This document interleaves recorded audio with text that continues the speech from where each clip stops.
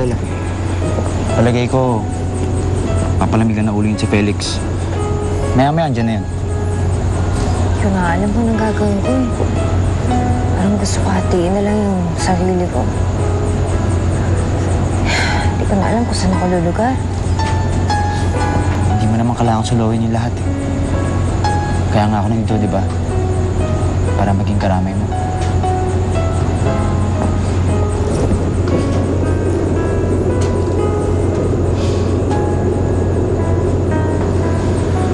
Kung alam lang ng mga kapatid mo yung nagdadaanan mo habang hinahanap mo sila. Alam mo, kahit pagsamantalaan ako, malagay sa panganib ang buhay ko. Hindi ko iindahin. Mabuo ng pamilya ko.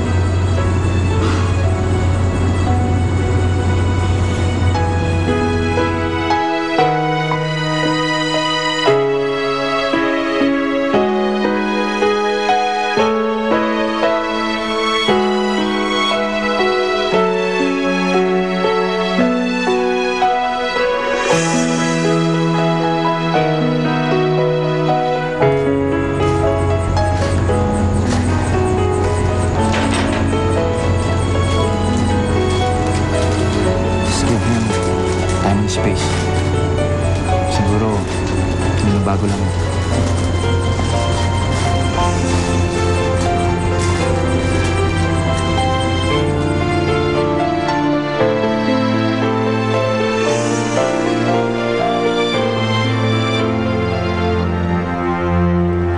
Alam mo, kalimutan mo na yung ex mo.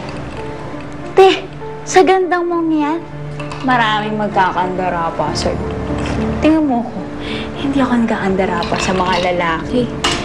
Kasi, maliit pa lang ako. Hindi na ako umaasa sa iba. Kasi, iiwan ka rin ng bonggang-bongga. Alam mo, yung Rigo na yun at saka yung cheap niyang girlfriend, yung dahilan kung bakit nawala yung lalaking nagmahal sa akin ng totoo at buong buo. Talaga? Hayop sila eh. Hayop.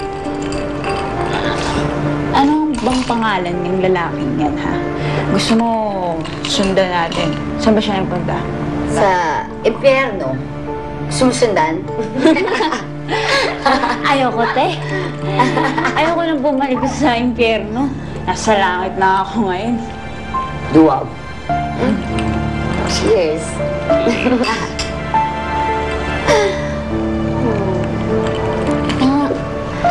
Aurora, tama na yan. Teka, ano nga bang pangalan ng lalaking yan? What are you doing? What? Aurora, Dad! Oh, look at you. bakit? You're so wasted. No, not. Ay nako, ang mabuti pa. Halika na. Magpahinga ka Stanley! na. Stanley! Ano ba? Hayaan mo na nga siya dyan. Diyan Halika na. Humiga na Huwag mo lang pilitin, Dito na lang ako Stanley. matutulog. Aurora. Hayaan mo na siya. Kaya tamad na ako.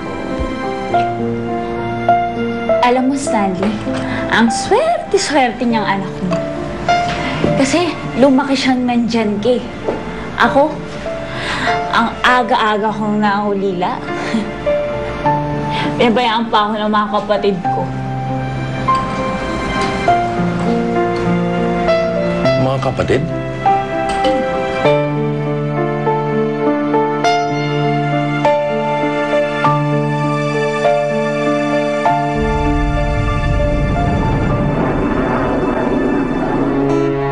Hello, Marge. This is Mrs. Gloria Hilario. Hi, if I were you, I would relish every moment I have with my son. I'm gonna make sure tatapusin ko maliligayan yung araw sa lalong madaling panahon. Xavier, anong problema?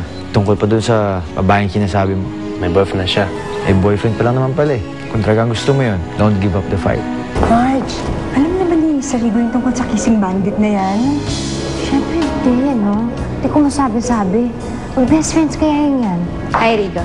Tandaan mo to. Sa lahat ng sakit, sa lahat ng sama ng loob, babayaran mo. At pagsisisihan mo ang pagpili mo sa babaeng niya. Excuse me, miss? Hinahanap mo ako? Kayo po ba si Margarita Rosales? si Joy.